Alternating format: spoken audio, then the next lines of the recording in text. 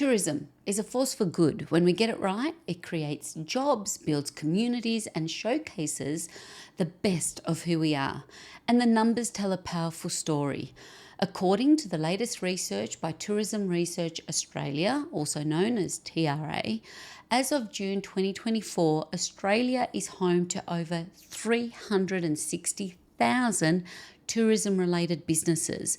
This makes up 13.5% of all Australian businesses, and that's an 11% increase since the pre-pandemic era of 2019. Even more remarkable, 78% of these businesses are solo operators or micro businesses, and almost half turn over less than $20,000 annually. That's an ecosystem made up of heart, hustle, incredible resilience, and like the epitome of doing what you love. Hello, and welcome to the Tourism Hub podcast, brought to you by the Institute of Excellence, the home of tourism and small business greatness. Through our training and our mentoring, I am your host, Despina Karatzias, and it's such a joy to be with you today for another episode of the Tourism Hub. If you haven't already, please subscribe, share this episode with a fellow experience maker, and if you would be so kind to leave a review, it really does help us spread the excellence and spread the tourism love. Now, this latest snapshot, Tourism Businesses in Australia, published by Tourism Research Australia in March 2025, highlights just how diverse, decentralised and crucial our sector is to Australia's overall economy. So what can we learn from this? First, we learn and we appreciate that small business is the beating heart and soul of our industry. Second is that despite economic turbulence and a post-C word recovery path, we're still growing, baby. Third is that now is the perfect time to pause and refocus. Because yes, my dear beautiful tourism brothers and sisters, it's the start of a new beautiful financial year. Hello, FY25-26.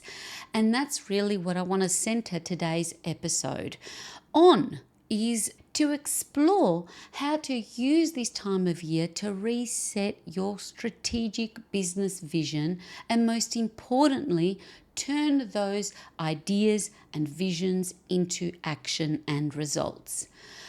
I want to get a little personal here too, because today also marks a very special milestone for me. It's been 14 years, 14, since I transitioned into tourism industry training and development and officially launched what would become the Institute of Excellence. 14 years of reinvention, community, a few tears, some from laughter, some from a bit of pain, let's be honest, but spreadsheets, stage lights, stories and strategy. It's, if there's one thing that I've learnt over this past, decade plus, it's this, that we can have plenty of great ideas, but they are only valuable when we validate them and ignite them and set those actions to take them on and bring them to life. So happy business birthday to IOE, and a heartfelt thank you to everyone who's been part of the journey, and thank you to you for tuning in and listening. Friends, families, clients, collaborators, champions, and the entire community. We're all here because we love this industry and we want to make it as sustainable and enjoyable and have more businesses stay in business and continue to start new businesses. And because when a tourism business starts and when a tourism business delivers, it means that we are experiencing something. We are giving an opportunity to people to explore, to create an adventure, to reset, to be mindful. Like, our industry just gives so many gifts. But when we look at the businesses that are delivering on this, we really, that's what I want to focus on. That's why I get up every single day, to help my business community not just stay in business, but really elevate and continue to deliver great experiences. So this is it. That's where this episode is dedicated to you. And we start with talking business vision. Every business, whether you're just starting, whether you want to start, you're bubbling with something of an idea. I remember, my business has been around for 14 years, but there was something bubbling inside me for I feel like many years before that. So whether you're just starting or thinking, or you're seasoned and scaling, I believe anyone can benefit from taking a moment to reflect. And this is a great time of year. I'm in the same. I stand and I sit right next to you and around you here in the same boat, or the balloon. At the start of this financial year, starting now, if you haven't taken the time yet, I really encourage you to sit and pause and do some reflection, because I feel like it just rolls on one after the other and we just don't take a minute. Take a minute to kind of go, what just happened? And that's it. Just a few key questions to ask yourself in wherever you're sitting in business or in your career, to really think about what went really well this past financial year. What did I nail? What did I do new? What did I experiment with? Or what did I continue to do that went really well? And of course, the flip side to that, what didn't go so well? I know for me, what didn't go so well for me, I experienced, I tried to avoid it at all costs, but for me, my personal health didn't go so well. I became so stretched that I let go of the things that help me function as a well-rounded human. So that's something that I'm really taking on board. How can I, not just for this financial year, never let that happen again? How can I frame my work and my days and what I can start to kind of really say no to really continue to do what also makes me feel really good? So what didn't go so well for you? For me is I let myself it wasn't even last on the list. I just didn't even make the list for most months of this financial year.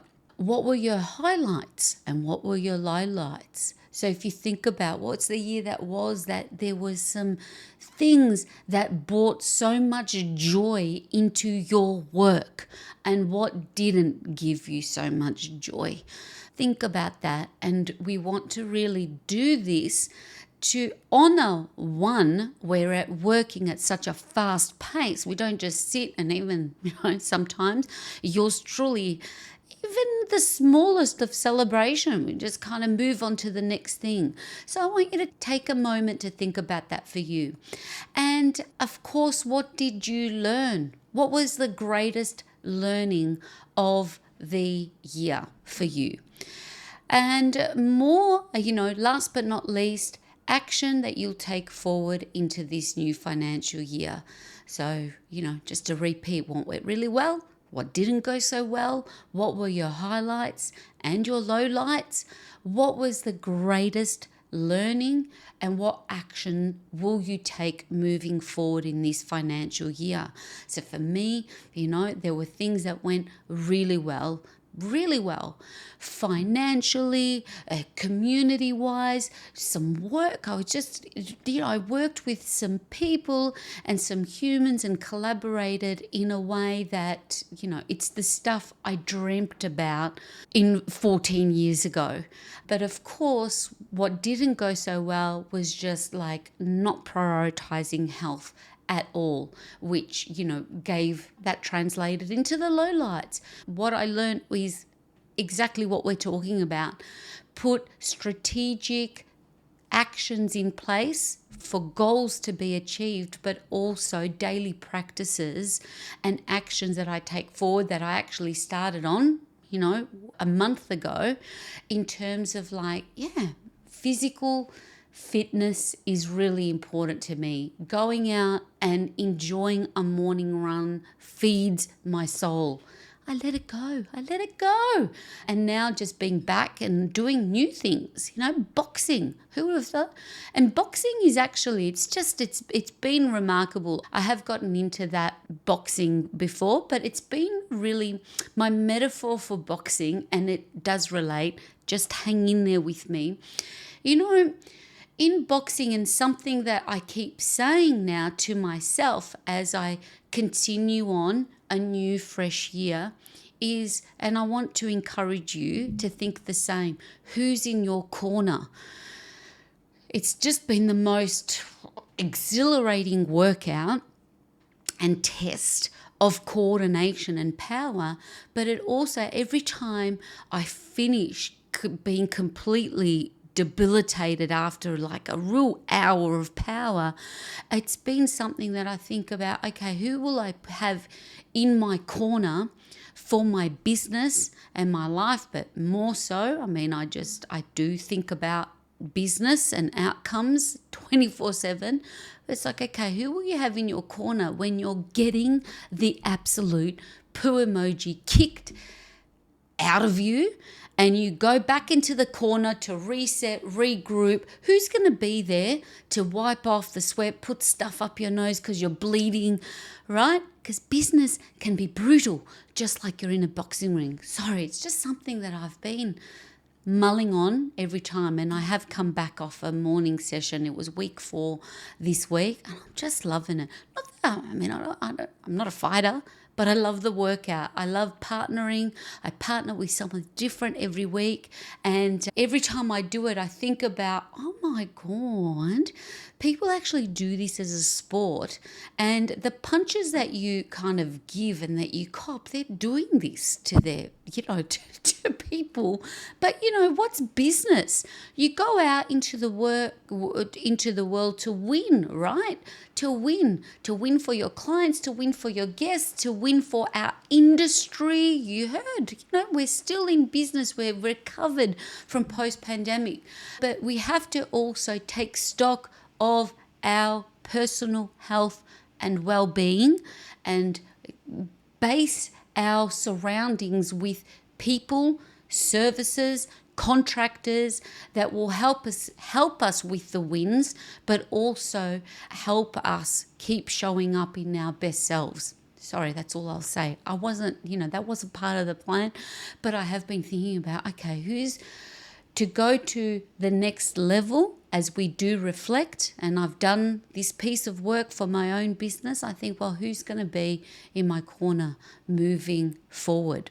And who's going to be, more importantly, in your corner to help you with your, when you think about your team, when you think about your business and your surrounds and your environment, it's so important. So going back to center, this simple reflection exercise is more than just planning. It's about getting those wheels aligned again, so we're staying on our path. It's a chance to reconnect with why you started this business in the first place, or why you started a career in tourism. Reconnect with what makes you you, your mission, your values, and the impact that you want to make. The impact that you want to leave your guests, your customers, your visitors in. What will you do to ensure that their stay is better because that you had an involvement in it?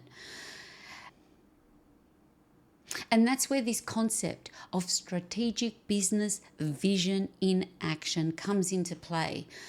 I recently delivered this very content in a half-day workshop on this topic to a group of, oh my God, they were just the best group of inspiring business owners through the Venture Melton Business Network. The energy in the room was just electric, and the clarity, the breakthroughs, and the shared wisdom reminded me why I started this business.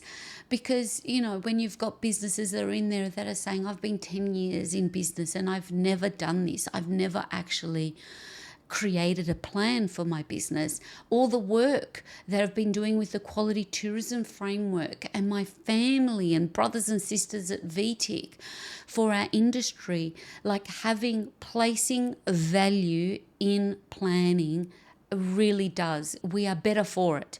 It helps us get better results than if we didn't have it in the first place. And that is that great analogy. Anywhere we want to go, we get in the car and we place our destination. It's after repetitive visitation that we know where we're going. We don't need to do that anymore. But in the first instance, if we want a different result, a different destination for our businesses, we've got to get to planning and set that up, put that on the map for us. And the best part about this workshop that I delivered recently is that I've also transformed that live session into a new online course, Strategic Business Vision, Turning Ideas into Action. So if you're ready to move from, any level of overwhelm or the opposite, being stuck or unmotivated or, feeling funky, from ideas to outcomes and results, I encourage you and I invite you to check it out. And because, you're a podcast listener, you use the code TourismHub75 at checkout, and a sweet little surprise will be there at the checkout for you. But, that's not of course, that's something there. It's available to you. But if you're not ready for a course, no problem at all. That's what this episode is for. Something that you can do right now to reset your strategy. And that's what I'm going to share with you now. I framed 10 strategic questions to help you with that reframe and reset to realign your business goals as you reset a new page on your financial landscape. So let's go. That's why, the trainers are boxing. Fire up, fire up. I love it. I absolutely love it. I want to do that for our businesses, for our industry. Come on, let's go. Power. Yeah. So, okay, back to center. When we talk about mission and we talk about vision, I love the whole concept of Simon Sinek and starting with why. And if you haven't thought about that for some time, why does your business exist? If you don't have a business, why will your future business exist? And if that's just something that you're not interested in, why are you called to do what you're currently doing right now? So in terms of your mission, whether you are a full-time, gainfully employed human of tourism, or we are here talking about our business and our experience making, what is your mission and why does your business exist? Because that launches into that real problem solving. What problem am I solving for our industry through my work? At the end of the day, wherever we sit, that's the main thing.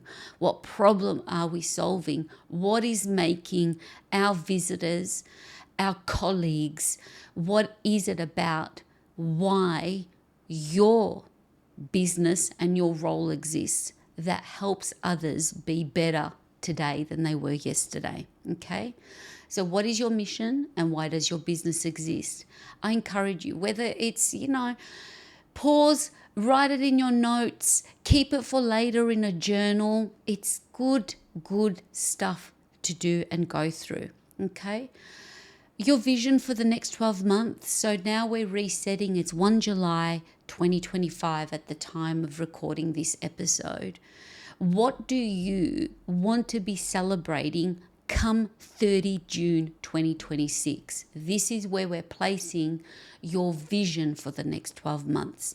Think about 30 June 2026. What is it that's going to be really like getting you pumped and celebrating about what it is that you've achieved? If you've done any level of values work in your time, it's always a good time to reflect. Write them down. I have my values, it's another story, but I did that with my family when they were little, and I love it. I got a whiteboard out and we did our values together, because that's something that I realized I'm doing. Everything I was doing was for business, for my own or for the business I'm leading or managing.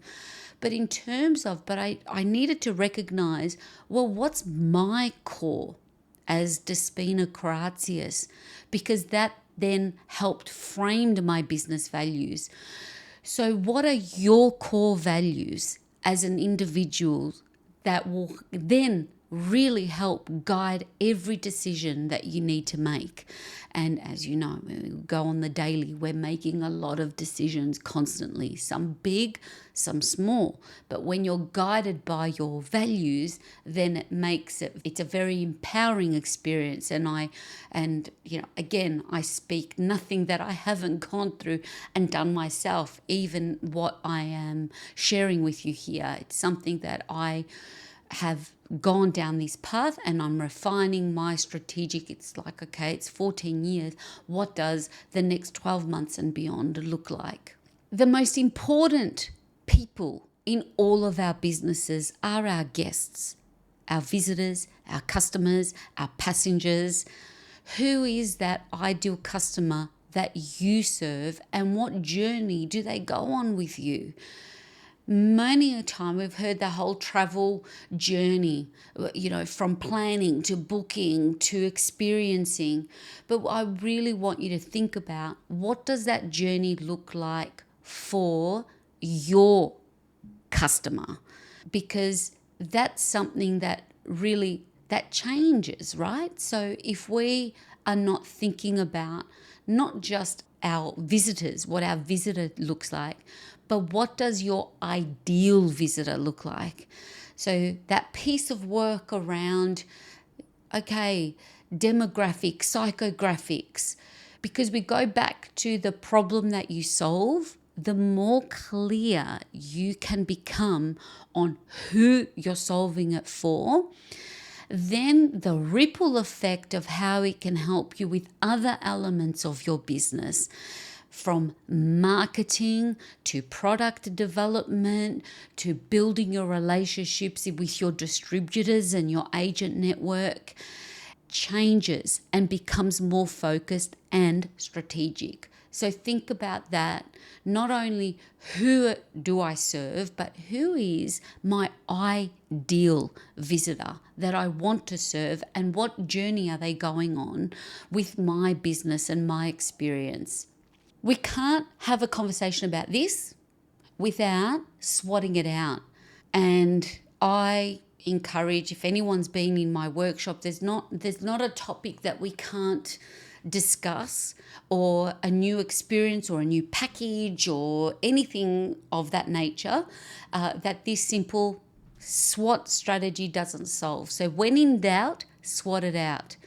Right now, in the current environment, in this season, in this part of the year, what are your biggest strengths, your biggest weaknesses, your biggest opportunities, and your greatest threats? We must always mitigate our risk in case of an emergency.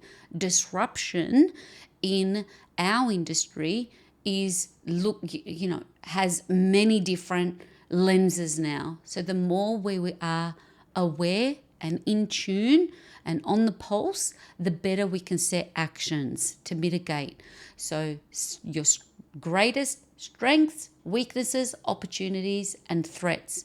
But when you do this, also apply that next step to that of like, okay, what's an action? I've recognized this is a weakness. What will I do? And that comes, that comes back to having the right people in your corner.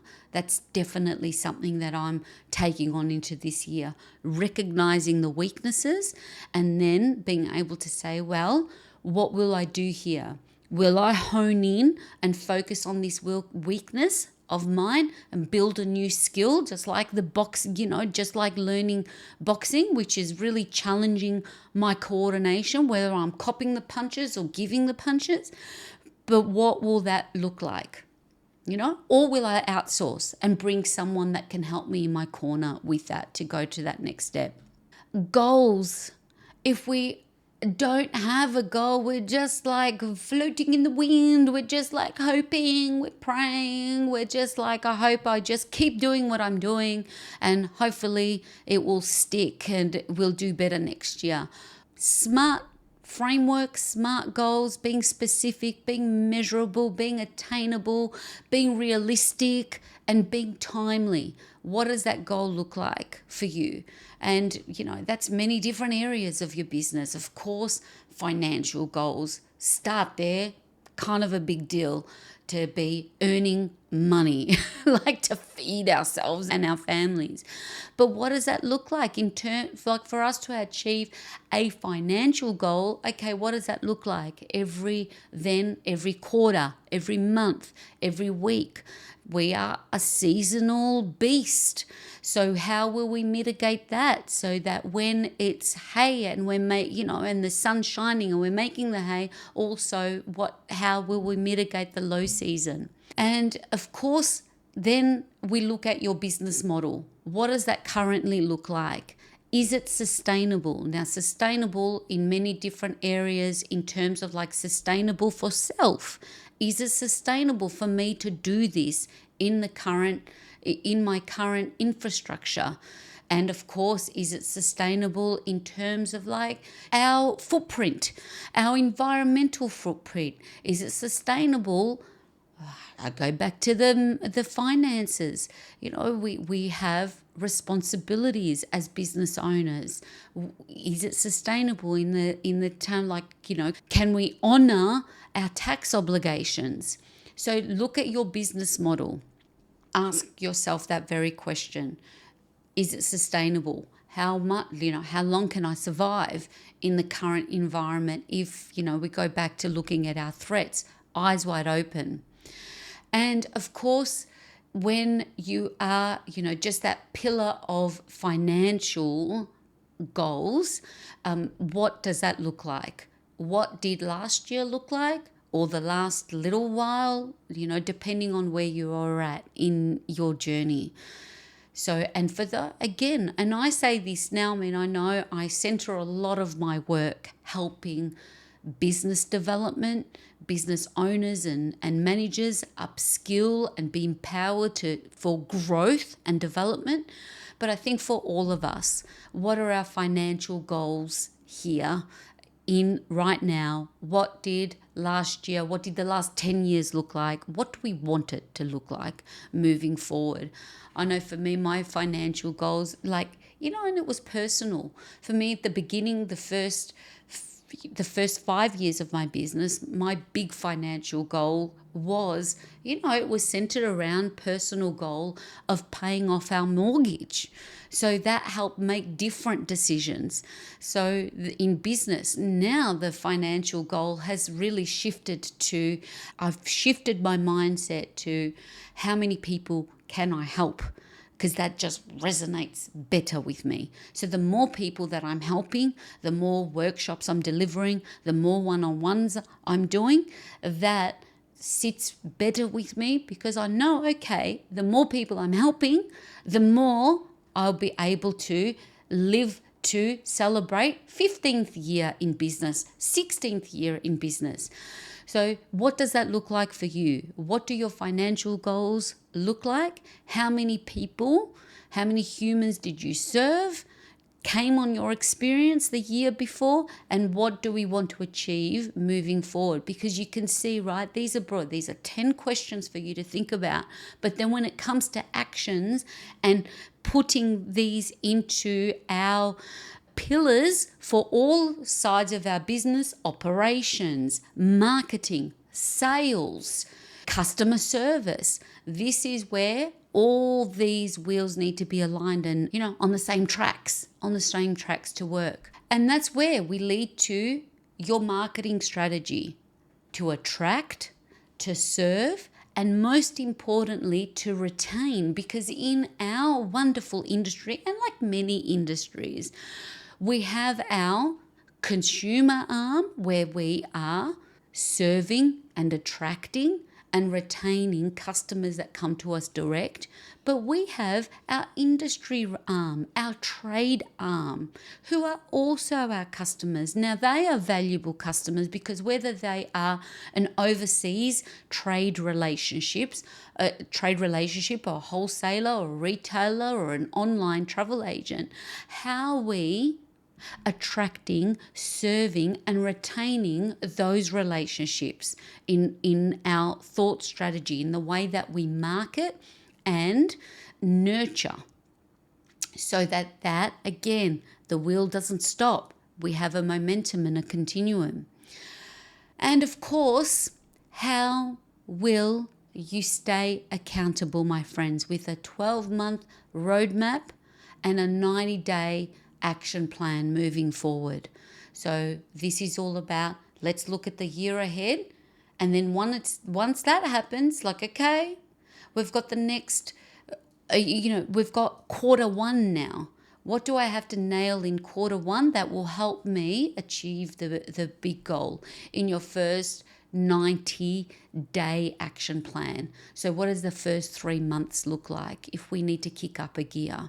It is so important. I can't stress enough in all of the work that I've done, especially over the last 20, 30 years of just managing and leading, being in a privileged and honorable position to be in charge of the result of a business. It's critical. It's critical. So these aren't just questions. I hope you can kind of look at this as strategic scaffolding to turn that vision that you have into something that is visible, into something that you and your team can track, you can measure, and you can refine. Because it's one thing to say, like we're not performing, but if we're not actually coming back to this and say, well, we said we're going to do this first quarter, how have we fared up? So it's my favorite kind of work to do with my experience making extraordinaires like you. It is something that is so important. Really, this is my favorite work. Bettering our industry, bettering ourselves, bettering our businesses, because the more work that you invest in doing the proactive work, the less we're reactive, and the more we can win. But we've got to know what the win looks like. So if today's episode has sparked a little something, a little fire in your beautiful visitor economy belly to reignite your strategy, I invite you to take that next step, whether that's downloading a workbook, signing up for my course or any course, or simply sitting with a blank journal and answering the questions we just covered. Hand on heart, I know it will make you better. And that's a wrap. I could keep going on and on, but I think we've got a day that we need to address and work that we've got to attend to. So that's it for today's episode of the Tourism Hub. brought to you by the Institute of Excellence. Happy birthday, my little baby. The home of tourism and small business greatness. If this episode did give you some clarity, some motivation, or a teeny inch of inspiration, I'd love you to subscribe, leave a review, and share it with someone who may need it at the moment. Ignite excellence and go out there and be better and do better today and this financial year than you did yesterday and last financial year. Happy new financial year, everyone.